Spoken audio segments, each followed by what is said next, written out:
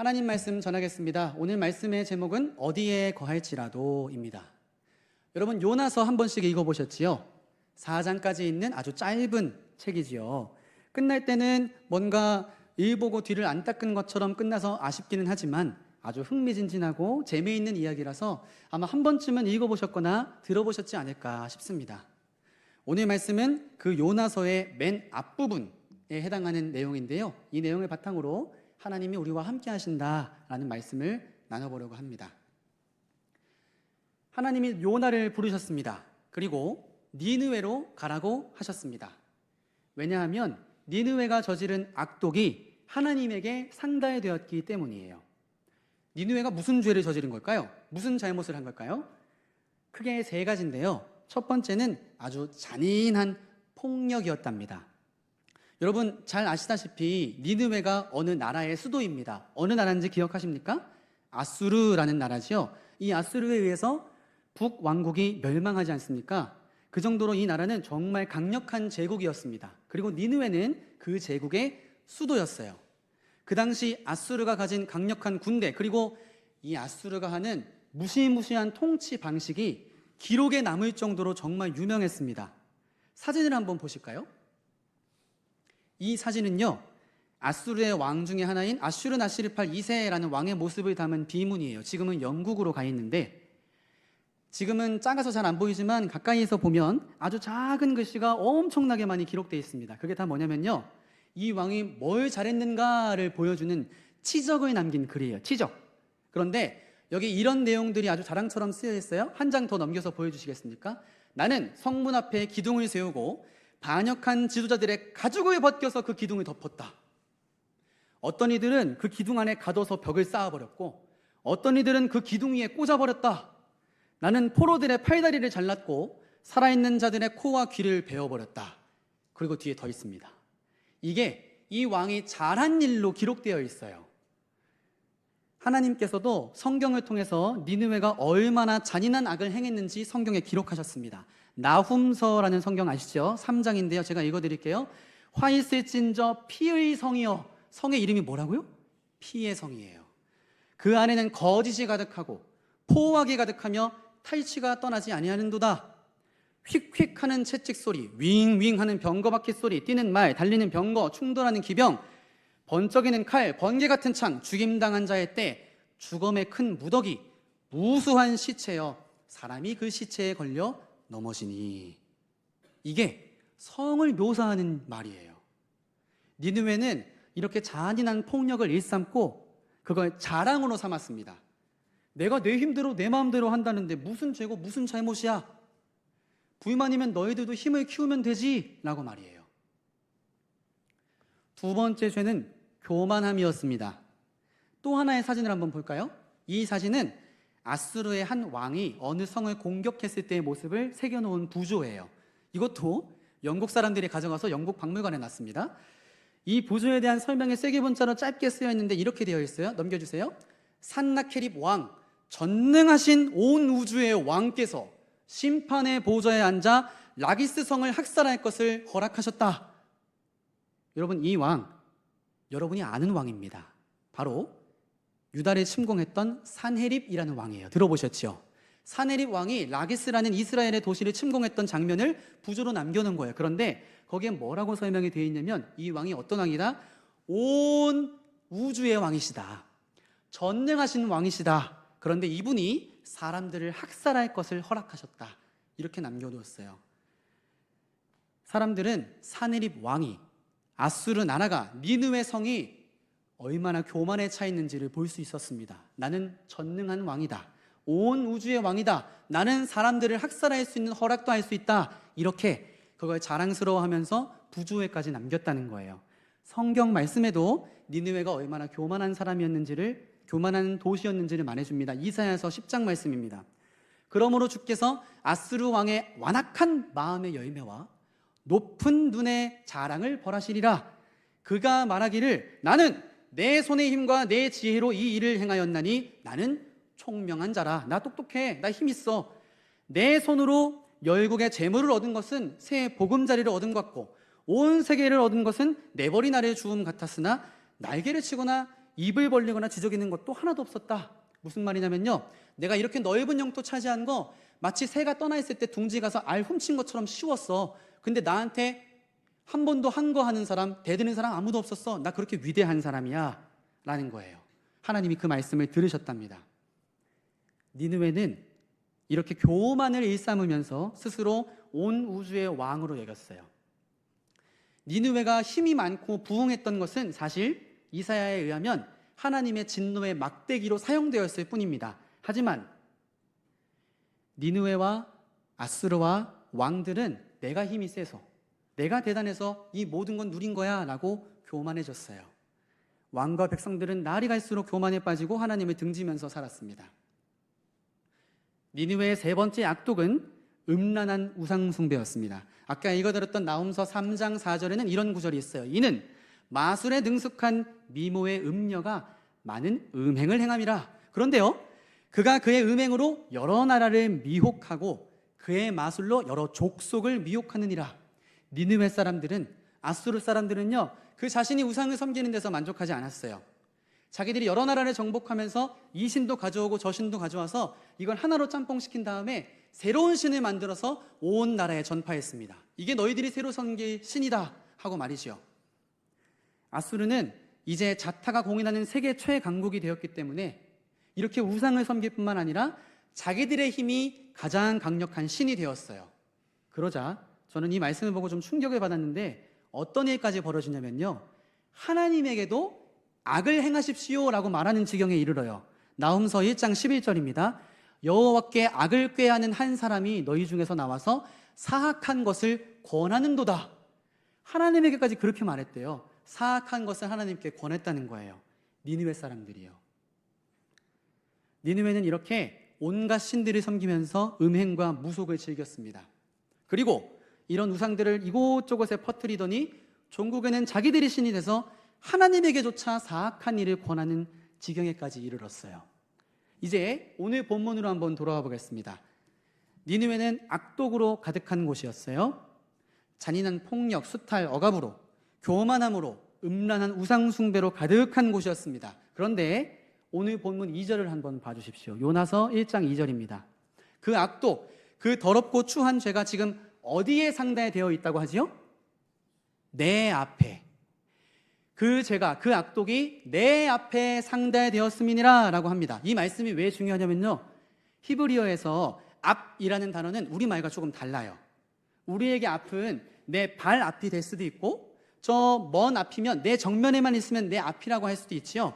여기 지금 강대상에 제 앞에 있고 여러분도 제 앞에 있다고 말할 수 있듯이요. 그런데 히브리어에서 앞을 의미하는 단어는 조금 독특해요. 이 단어에는 얼굴이라는 말이 포함되어 있습니다. 한 장 더 넘겨주시겠어요?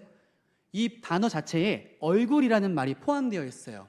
그러니까 이 단어로도 이 앞, 저 앞 다 표현할 수는 있지만 이 단어 자체를 직역하면 얼굴 앞에 라는 의미입니다. 그러니까 지금 하나님께서는 뭐라고 말씀하시는 거냐면요, 니느웨의 악독이, 더럽고 추한 죄가 하나님 눈앞에, 하나님 코앞에, 하나님 귀 앞에, 입 앞에 와 있다고 말씀하시는 거예요. 니느웨 사람들의 죄가 하나님 눈앞에서 보입니다. 냄새가 맡아져요. 썩은 내가. 눈을 감아도 너무 앞에 있는 나머지 느껴집니다. 니느웨 사람들의 죄가 하나님의 얼굴 앞에 있다는 거예요. 니느웨 사람들의 죄만 그럴까요? 우리가 잘 알고 따르는 다윗도 그렇게 고백했습니다. 시편 51편입니다. 주님의 눈앞에서 내가 악한 짓을 저질렀으니 주님의 판결은 옳으시고 주님의 심판은 정당합니다. 다윗은 사람들 몰래 밧세바를 범했습니다. 하지만 자기가 다른 것도 아니고 주님의 눈앞에서 악한 짓을 저질렀다는 걸 뒤늦게 깨달은 거예요. 아무도 모를 줄 알았어요. 그래서 이어서 이렇게 간청하는 거예요. 9절입니다.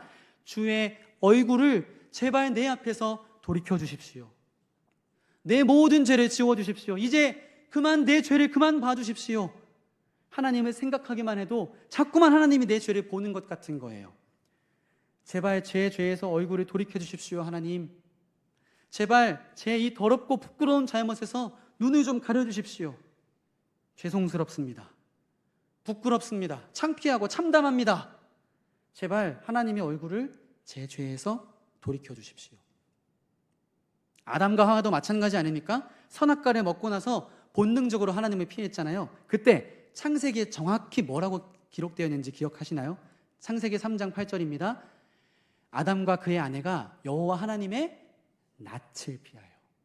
하나님이 아담과 하와의 죄를 얼굴 앞에 두신 거예요. 여호와 하나님의 낯을 피해서 도망간 겁니다.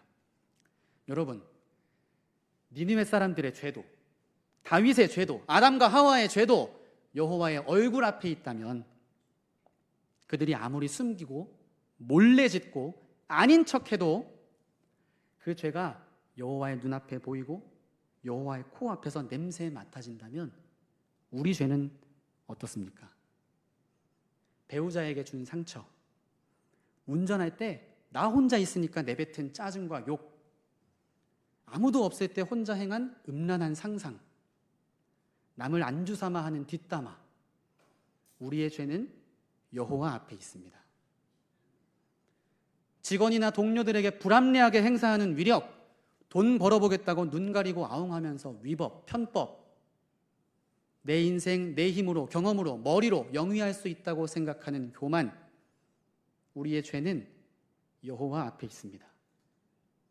아무리 숨기고, 아무리 아는 척하고, 아무리 혼자 있고, 아무리 작은 것이어도 너무 자주 저질러서요 이제는 죄라는 감각조차 없어졌더라도 우리의 죄는 여호와의 얼굴 앞에 있습니다. 그래서 성경은 선언합니다. 히브리서 4장 13절, 지으신 것이 하나도 그 앞에 나타나지 않음이 없고 우리의 결산을 받으실 이의 눈앞에 만물이 벌거벗은 것 같이 드러나느니라. 우리 모두의 죄는 하나님의 얼굴 앞에 있습니다. 영광과 찬송을 받으실 하나님 앞에 우리는 죄를 들이밀고 있습니다. 그래서 이 설교를 준비하는 내내 마음이 불편하고 힘들었어요. 설교자라고 다르겠습니까? 저는 뭐 죄가 없다고 해서 이런 말씀을 준비하겠습니까? 가만히라도 있으면 마음이라도 편할 텐데 왜 하필이면 이 말씀이 내게로 와서 이 무슨 낯으로 이걸 전하는가 싶은 거예요. 마음이 부담되니까 오늘 오후가 되도록 원고가 완성이 안 됩니다. 시간은 다 돼서 애타고 죄를 고발하는 성경 앞에서 마음이 불편해서 막 몸에 열이 납니다. 이런 설교를 할 차례가 되면 도망가고 싶어요. 교회에 안 오고 싶습니다. 때로는 설교 계열을 작성합니다. 대지가 꾸려졌어요. 그럼 그제서야 이거 당했구나 싶을 때가 와요. 왜냐하면 제가 생각했던 거랑 다른 방향으로 전개가 되기 때문이에요. 이 말씀을 전하라고 하시는구나 하고 뒤늦게 깨달을 때가 아주 간혹 있습니다. 그게 저는 오늘입니다.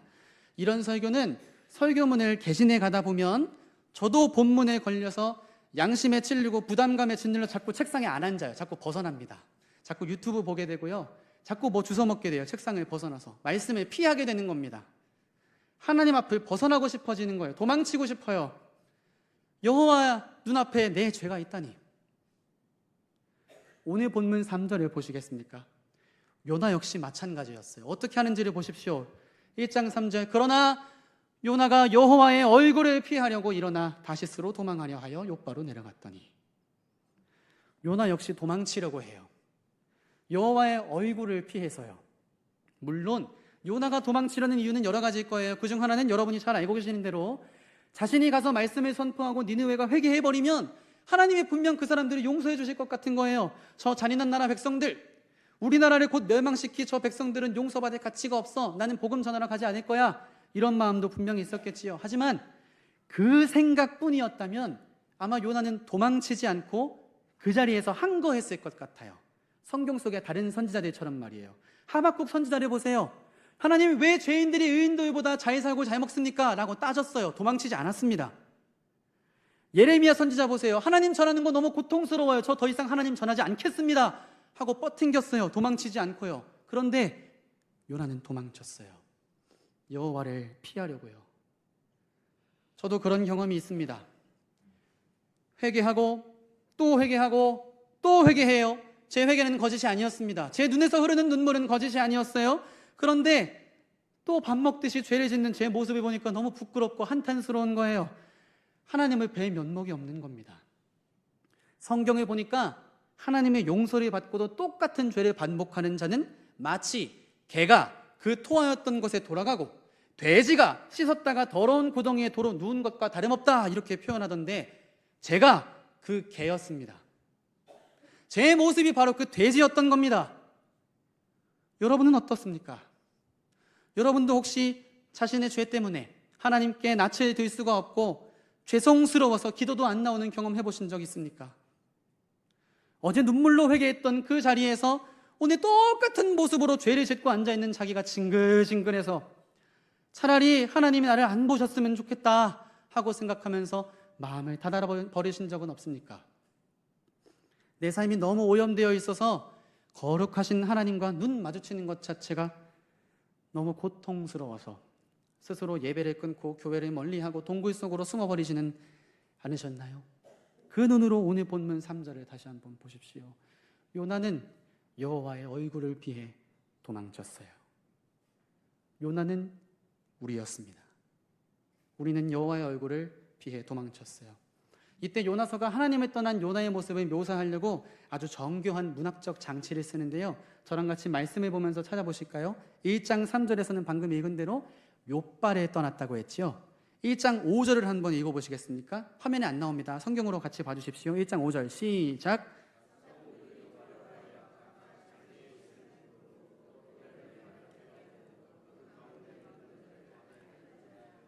그러나 요나는 배 밑층에 내려가서 누워 깊이 잠이 든지라.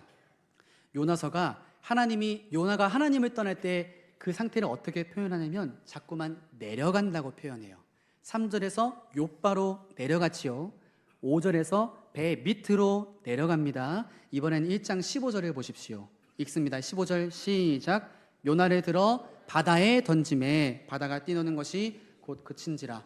배 밑까지 내려간 요나는 이제 바다 밑으로 빠집니다. 2장 2절을 읽어보실까요? 이르되로 시작합니다. 시작. 이르되 내가 받는 고난으로 말미암아 여호와께 불러 아뢰었더니 주께서 내게 대답하셨고 내가 스올의 뱃속에서 부르짖었더니 주께서 내 음성을 들으셨나이다. 바다에 빠진 요나는 이제 스올의 뱃속까지 들어가요. 지옥에 있는 곳까지요. 6절도 한번 보십시오. 제가 읽겠습니다. 내가 산의 뿌리까지 내려갔사오며. 요나는 살기 위해 도망쳤습니다. 여호와의 눈이 무서워서요. 여호와의 얼굴 앞에 내 죄가 있는 게 두려워서 도망쳤습니다. 그런데 정작 요나가 간 곳을 보십시오. 욥바로 내려가고 배 밑으로 내려가고 바닷속으로 내려가고 지옥으로 내려가고 산의 뿌리 밑으로 내려가서 여호와를 떠났습니다. 우리의 모습이 이렇지 않습니까? 요나는 하나님에게서 점점 멀어져요. 요나는 여호와의 얼굴을 피해 도망쳤어요. 배 밑창으로 바닷속으로 죽음의 수월 속으로요. 그리고 결국에는 아무도 찾아올 수 없게 땅의 빗장으로 자기 앞을 맞고 산의 뿌리 속에 깊이 내려갑니다. 사랑하는 성도 여러분, 지금 이 요나의 모습이 죄의 무게에 짓눌려서 하나님의 불꽃 같은 눈동자를 피해 도망치는 여러분의 모습은 아닙니까? 그런데 여러분, 본문을 다시 한번 보십시오. 요나서 1장 1절부터 3절까지 본문을 다시 한번 보십시오. 요나가 탄 배에 큰 폭풍을 보내신 분이 누구십니까? 하나님이십니다. 요나가 바다에 던져졌을 때 물고기를 예비하신 분이 누구십니까? 하나님이셨습니다. 요나가 나는 이제 죽었구나 하고 절규했던 스올의 뱃속에서 2장에 있는 이 긴 기도를 듣고 계셨던 분이 누구십니까? 하나님이셨습니다. 요나는 여호와의 얼굴을 피하려고 도망쳤지만 하나님은 요나를 끝까지 추격하셨습니다. 세상의 끝 다시스로 가려고 욥바 항구로 내려갔지만 하나님은 거기에도 따라가셨어요. 폭풍우를 피하려고 배 밑으로 내려가서 숨었지만 하나님은 거기에도 따라가셨습니다. 바다에 던져져서 숨이 턱끝까지 차올랐지만 하나님은 바닷속까지 따라가셨습니다. 사흘 밤낮에 바다 깊은 곳 수올의 뱃속에서 땅 깊은 곳 산의 뿌리에서 죽을 생각만 하고 있었지만 하나님은 요나를 끝까지 찾아내셨습니다. 그런데 우리는 그 하나님의 추격을 오해해요. 나를 심판하러 오시는구나. 결국 하나님이 여기까지 오셨구나. 나를 코너에 몰아넣어서 죽이려고 하시는구나.